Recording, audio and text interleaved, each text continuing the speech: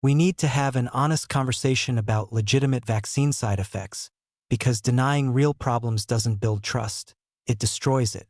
Vaccines are not perfectly safe. No medical intervention is. What matters is understanding the actual risk profile and comparing it appropriately to alternatives. Let's start with confirmed rare adverse events from COVID vaccines.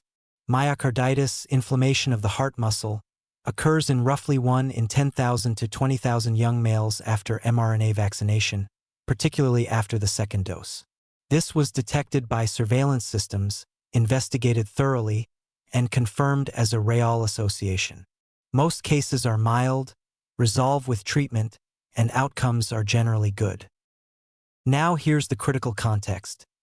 Myocarditis occurs 6 to 10 times more frequently following actual COVID infection compared to vaccination. So while vaccination carries a small risk of myocarditis, it's preventing a much larger risk of myocarditis from COVID itself, along with all the other COVID complications. The risk-benefit calculation still heavily favors vaccination, even accounting for this real side effect. Anaphylaxis, a severe allergic reaction, occurs in approximately 5 per million vaccine doses. It's serious but treatable when proper medical protocols are followed, which is why vaccination sites keep people for observation and have emergency medications available. Compare this to the risks from COVID infection, which kills roughly 1% of unvaccinated infected individuals and causes long-term complications in many more. Thrombosis with thrombocytopenia syndrome, blood clots combined with low platelets, was identified following adenovirus vector vaccines like Johnson & Johnson.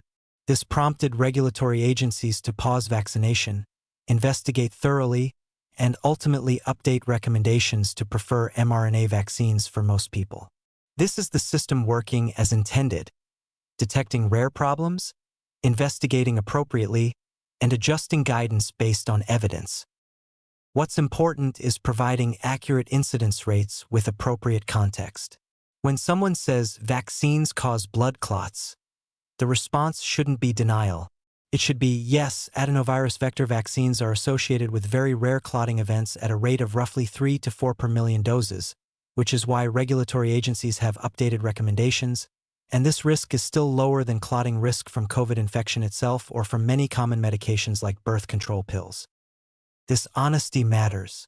When public health messaging denied or downplayed early signals about rare side effects, it damaged trust. People experienced real adverse events, sought validation and explanation, and were told they were wrong or imagining things.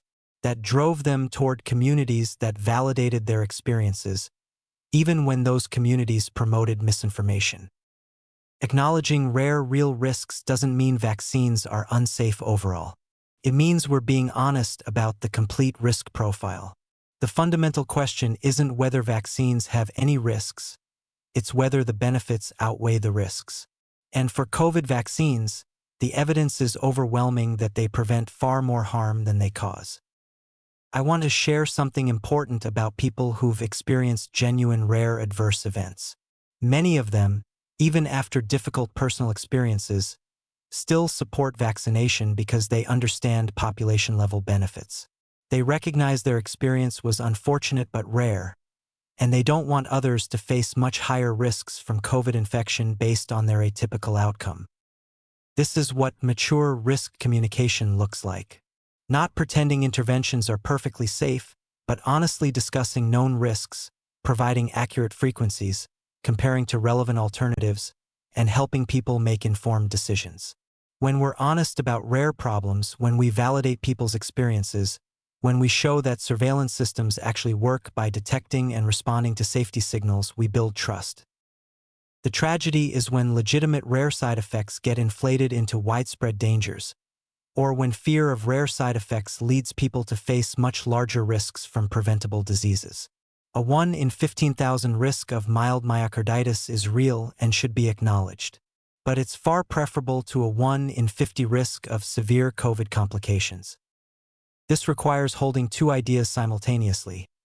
Vaccines have rare real side effects that deserve acknowledgement and appropriate medical response, and vaccines remain among the safest and most beneficial medical interventions ever developed. Both things are true, and pretending otherwise in either direction serves nobody well.